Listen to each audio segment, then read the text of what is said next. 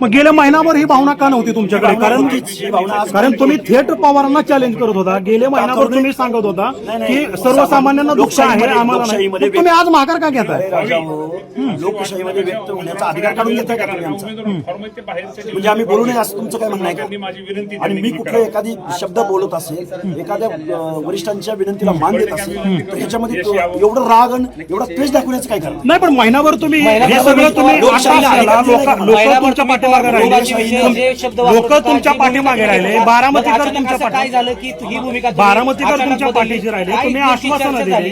बारामतीचा विकास झाला नाही हे तुम्ही बारामतीचा एक प्रश्न एक शेवटचा एक प्रश्न शेवटचा की तुम्ही बारामतीचा विकास झाला नाही हे मुद्दे मांडले, लोक तुमच्या पाठीमागे राहिले. आता लोकांना विश्वास होता, तुम्ही लढाल अशी अपेक्षा होती, अचानक युटर्न का? तुम्हीच म्हणताय सहानुभूतीची लाट आहे, कसं दोन्ही बाजू तुम्ही